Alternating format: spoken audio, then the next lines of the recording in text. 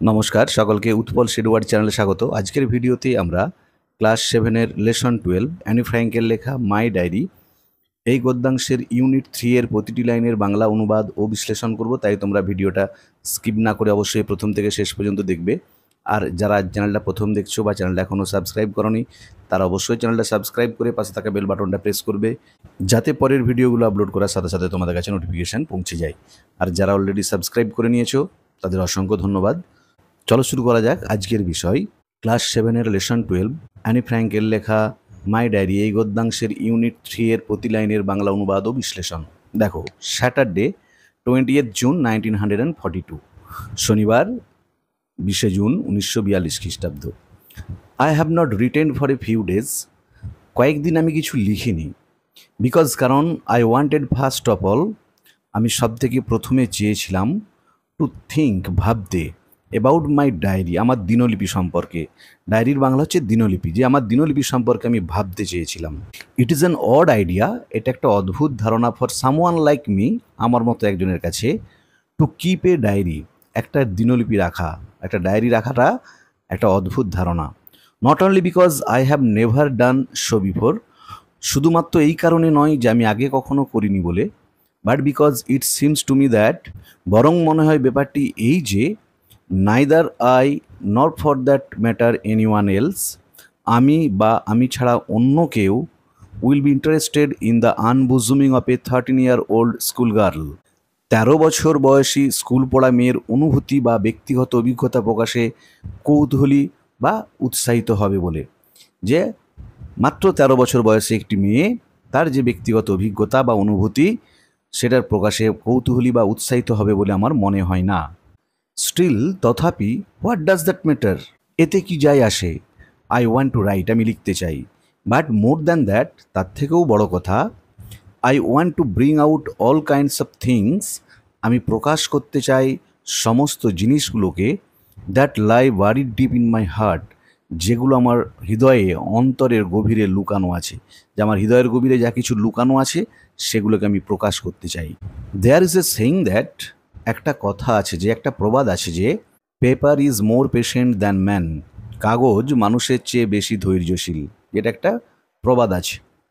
It came back to me on one of my slightly melancholy days, কোনো এক অপেক্ষাকৃত কম বিষণ্ণ দিনে এটা আমার মনে পড়ল। হোয়াইল আই স্যাট চিন ইন হ্যান্ড, যখন আমি চিবুকে হাত রেখে বসেছিলাম। Feeling too bored and limp, আর অনুভব করছিলাম একঘেয়েমি এবং অত্যন্ত বিরক্তি ও নিস্তেজ মনোভাব। To make up my mind whether to go out or stay at home, যে বাইরে যাব না সেটা ঠিক করার জন্য। যে তাহলে একদিন এরকম এক বিষণ্ণ দিনে যখন আমি আমার চিবুকে হাত দিয়ে আমি নিজেকে একটু বিরক্তি অনুভব করছিলাম, একঘেয়েমি অনুভব করছিলাম, তখন আমি বাড়িতে যাব কি যাব না সেটাকে ঠিক করতে পারছিলাম না। ইয়েস, হ্যাঁ, there is no doubt that paper is patient, কোনো সন্দেহ নেই এ ব্যাপারে যে কাগজ ধৈর্যশীল। And I don't intend to show this cardboard covered notebook, আর আমি চাই না দেখাতে এই কার্ডবোর্ড মলাটের ঢাকা দেওয়া খাতাটাকে, bearing the proud name of diary to anyone, যার গর্বের নাম হলো ডায়েরি, সেটা কাউকে, যে আমার এই ডায়েরিটা, তার মধ্যে আমি যেটা লিখবো সেটা আমি কাউকে দেখাতে চাই না। ডায়েরি আসলে কি, একটা খাতা যেটা পিচবোর্ডে মোড়া, যে সেই খাতাটা লেখিকা বলছেন আমি কাউকে দেখাতে চাই না। Unless I find a real friend, যদি না আমি কোনো প্রকৃত বন্ধু পাই, বয় অর গার্ল, সে ছেলে হোক বা মেয়ে হোক, প্রবাবলি নোবডি কেয়ার্স, সম্ভবত কেউই এটা খেয়াল করবে না। And now I come to the root of the matter, আর এখন আমি আসল বিষয়টার মূলে আসছি। কি বিষয়টা? The reason for my starting a diary, আমার এই ডায়েরি লেখার কারণটা কি, যে কেন আমি ডায়েরি লিখতে চাই। It is that I have no such real friend, এটা হচ্ছে কারণ যে আমার কোনো প্রকৃত বন্ধু নেই যার কাছে আমি আমার মনের সমস্ত কথা বলতে পারি, আমার সুখ দুঃখ আনন্দ, আমার সমস্ত উপলব্ধিগুলোকে যার কাছে আমি এক্সপ্রেস করতে পারি, সেরকম কোনো প্রকৃত বন্ধু নেই। Let me put it clearly, স্পষ্ট করে বলি শোনো। Since no one would believe that a girl of 13 feels herself quite alone in the world, যেহেতু কেউই বিশ্বাস করতে চাইবে না একটা 13 বছর বয়সী মেয়ে বা 13 বছরের কোনো একটি মেয়ে সারা পৃথিবীতে নিজেকে নিঃসঙ্গ মনে করছে, একাকী মনে করছে। নর ইজ ইট সো, ঠিক তা নয়। আই হ্যাভ ডার্লিং পেরেন্টস, আমার আছে প্রিয় বাবা মা অ্যান্ড এ সিস্টার অফ 16 এবং 16 বছর বয়সী একটি দিদি আছে। আই নো অ্যাবাউট 30 পিপল, আমি 30 জন মানুষকে কম করে জানি। হুম ওয়ান মাইট কল ফ্রেন্ডস, যাদেরকে একজন বন্ধু বলে। আই হ্যাভ রিলেশনস, আমার আছে আত্মীয় পরিজন। আন্টস, আঙ্কেলস, মামা, মাসি, হু আর ডার্লিং টু, যারাও খুব প্রিয়। এ গুড হোম, একটা সুন্দর বাড়ি আছে। নো না, I don't seem to lack anything, আমার কোনো কিছুর অভাব নেই, যে আমার মনে হয় না আমার কোনো কিছুর অভাব আছে বলে। But it is the same with all my friends, কিন্তু আমার যেসব বন্ধু বান্ধব আছে তাদেরও একই অবস্থা। জাস্ট ফান অ্যান্ড জোকিং, শুধু হাসি ঠাট্টা মজা, এছাড়া আর কিছু নয়। নাথিং মোর, এর বেশি কিছু নয়। যেসব বন্ধুরা আছে তাদের সাথে আমি শুধু হাসি ঠাট্টা মজা এসব করি, তার বেশি কিছু নয়, মানে যাদের কাছে আমি মনের কথা ক্লিয়ারলি বলতে পারি না। I can never bring my self to talk of anything outside the common round, পরিচিত গণ্ডির বাইরে বা নিত্যনৈমিত্তিক কাজকর্মের বাইরে আর কোনো আলোচনায় আমি নিজেকে আনতে পারি না। We don't seem to be able to get any closer, আমাদের মনে হয় না এর চেয়ে আরও কাছে আসতে সমর্থ হব বলে। That is the root of the travel, এটাই হলো সব অশান্তির বা সমস্যার মূল। পারহ্যাপস, সম্ভবত, আই ল্যাক কনফিডেন্স, হয়তো আমার আত্মবিশ্বাসের অভাব রয়েছে। বাট এনিওয়ে, কিন্তু যাই হোক, দেয়ার ইট ইজ এ স্টাবন ফ্যাক্ট, এটা একটা কঠোর সত্য। And I don't seem to be able to do anything about it, এবং আমার মনে হয় না এ ব্যাপারে আমার কোনো কিছু করার আছে, যে হ্যাঁ আমি অন্য বন্ধুদের এর থেকে কাছে আসতে সমর্থ হবে বলে মনে হয় না। তাই লেখিকা বলছেন যে হ্যাঁ এটা হয়তো কঠোর সত্য, কিন্তু এ ব্যাপারে আমার কিছু করার আছে বলে মনে হয় না, মানে আমি কিছু করতেও পারবো না। হেন্স দিস ডায়েরি, এই কারণেই, সেহেতু এই দিনলিপি।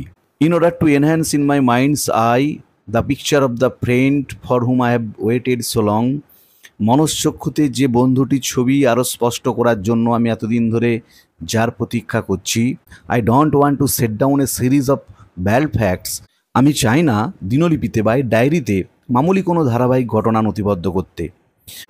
লাইক মোস্ট পিপিল ডু, যেমনটা বেশিরভাগ মানুষ করে, যে বেশিরভাগ মানুষ দৈনন্দিন জীবনের সাধারণ ঘটনাকেও ডায়েরিতে লিখে রাখে। লেখিকা বলতে চাইছেন না, আমি সেরকমটা চাই না, যে আমি দৈনন্দিন জীবনের যে সাধারণ ঘটনা সেগুলো আমি লিখতে চাই না। But I want this diary itself to be my friend, কিন্তু আমি চাই এই ডায়েরি হবে আমার বন্ধু। And I shall call my friend Kitty, আর আমি আমার বন্ধুকে কিটি বলে ডাকবো। তার মানে ডায়েরিটার নাম দিয়ে দিল লেখিকা Kitty. No one will grasp, কেউ বুঝতে পারবে না what I am talking about, আমি কি আলোচনা করছি। If I begin my letters to Kitty just out of the blue, যদি অপ্রত্যাশিতভাবে কিটিকে আমার চিঠিগুলো লেখা শুরু করি।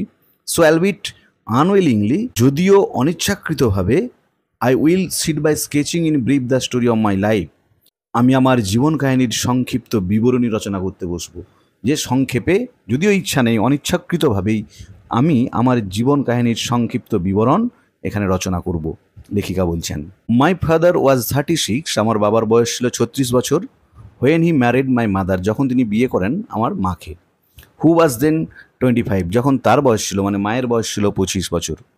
মাই sister was born in 1926 in Frankfurt on Main, আমার দিদি, কারণ আমরা আগেই পড়েছি তার বয়স ছিল 16 বছর, যখন লেখিকার বয়স 13 বছর, যে আমার দিদি জন্মগ্রহণ করেছিলেন 1926 খ্রিস্টাব্দে ফ্র্যাঙ্কফুট অন মেনেতে। আই ফলোড অন জুন 12, 1929, আর আমার জন্ম হয়েছিল 1929 সালের 12ই June. And we immigrated to Holland, আর আমরা হল্যান্ডে চলে গিয়েছিলাম দেশ ছেড়ে ইন 1933, 1933 খ্রিস্টাব্দে। হোয়ার মাই ফাদার ওয়াজ অ্যাপয়েন্টেড, যেখানে আমার বাবা নিযুক্ত হয়েছিলেন managing director of Travis NB কোম্পানিতে পরিচালকের পদে। The rest of our family, আমাদের বাকি পরিবার বা পরিবারের অন্যান্যরা, হাওয়েভার, যাই হোক, ফেল্ট, অনুভব করেছিল দ্য ফুল ইম্প্যাক্ট, পূর্ণ প্রভাবটা, অফ হিটলার্স অ্যান্টি জিউইশ লজ, হিটলারের ইহুদি ধর্মবিরোধী আইনের। So life was filled with anxiety, সুতরাং জীবনে নেমে আসে উদ্বেগ।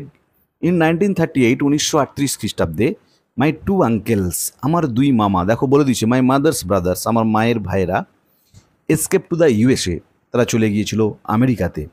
মাই ওল্ড গ্র্যান্ডমাদার, আমার বৃদ্ধ দিদিমা, কেম টু আস, আমাদের সাথে এসেছিল। সি ওয়াজ দেন 73, তখন তার বয়স ছিল 73 বছর। গ্র্যানি ডায়েড, গ্র্যানি মারা গিয়েছিল, মানে এখানে দিদিমা মারা গিয়েছিলেন ইন জানুয়ারি 1942, 1942 জানুয়ারি মাসে। No one will ever know, কেউ কোনোদিন জানবে না, how much she is present in my thoughts, কতটা পরিমাণ তিনি আছেন আমার চিন্তা ভাবনায়, আমার মনে কতটা জায়গা জুড়ে যে তিনি আছেন সেটা কেউ কোনো দিন জানতেই পারবে না। And how much I love her still, আর এখনও আমি তাকে কতটা ভালোবাসি। ইন 1934, 1934 খ্রিস্টাব্দে আই ওয়েন্ট টু স্কুল, আমি গিয়েছিলাম বিদ্যালয়ে অ্যাট দ্য মন্টেসরি কিন্ডারগার্টেনে অ্যান্ড কন্টিনিউড দেয়ার, এবং সেখানেতে পড়া চালিয়ে যাই বা শিক্ষা চালিয়ে গিয়েছিলাম। It was at the end of the school year, বিদ্যালয়ের শিক্ষাবর্ষের শেষে। I was in form 6B, যখন আমি 6B-তে। When I had to say goodbye, তখন আমাকে বিদায় জানাতে হয়েছিল টু মিসেস কে, শ্রীমতী কে। উই বোথ ওয়েপ্ট, আমরা উভয়ই কেঁদেছিলাম।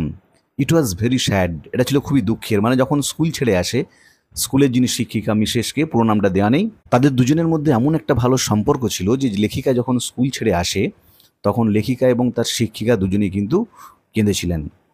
ইন 1941, 1941 খ্রিস্টাব্দে আই ওয়েন্ট, আমি গিয়েছিলাম উইথ মাই সিস্টার মার্গট, আমার দিদি মার্গটের সাথে, টু দ্য জেউইশ সেকেন্ডারি স্কুলে। She into the fourth form, সে পড়তো 4th ক্লাসে, and I into the first, আর আমি ছিলাম প্রথমেতে। So far everything is all right, এখনও পর্যন্ত সব কিছু ঠিকঠাক চলছে উইথ দ্য 4 of us, আমাদের 4 জনের। And here I come to the present day, বর্তমানে আমি এখন এই পরিস্থিতিতে পৌঁছেছি। দেখো এখানে ওয়ার্ড নেস্টে যে ওয়ার্ড মিনিংগুলো দেওয়া আছে এগুলো তোমরা একটু ভালো করে দেখে নিও, এখান থেকে কিন্তু পরীক্ষাতে প্রশ্ন পড়ে, মিনিং পড়ে, তাই ওয়ার্ড মিনিংগুলো খুব ভালো করে দেখে নেবে একটু। তাহলে আজকের ভিডিওতে আমরা ক্লাস 7-এর লেসন 12 অ্যানি ফ্র্যাঙ্কের লেখা মাই ডায়েরি এই গদ্যাংশের ইউনিট 3 এর প্রতি লাইনের বাংলা অনুবাদ ও বিশ্লেষণ করলাম। ভিডিওটা ভালো লাগলে তোমরা অবশ্যই লাইক, শেয়ার ও কমেন্ট করে জানাবে। আর যারা চ্যানেলটা প্রথম দেখছো বা চ্যানেলটা এখনও সাবস্ক্রাইব করোনি তারা অবশ্যই চ্যানেলটা সাবস্ক্রাইব করে পাশে থাকা বেল বাটনটা প্রেস করবে, যাতে পরের ভিডিওগুলো আপলোড করার সাথে সাথে তোমাদের কাছে নোটিফিকেশান পৌঁছে যায়।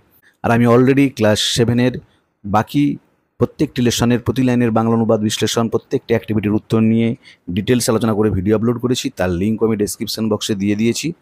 যারা দেখোনি তারা অবশ্যই সময় মতো এবং প্রয়োজন মতো দেখে নিও। এছাড়াও ক্লাস 7-এর উপযুক্ত গ্রামার, যেমন degree change, voice change, narration change, article প্রিপোজিশনের ব্যবহার, এসব নিয়ে ডিটেলস আলোচনা করে ভিডিও আপলোড করেছি, তার লিঙ্কও ডেসক্রিপশন বক্সে দেওয়া আছে। তোমরা অবশ্যই তোমাদের প্রয়োজন মতো এবং সময় মতো দেখে নিও। ভালো থেকো সকলে, ধন্যবাদ।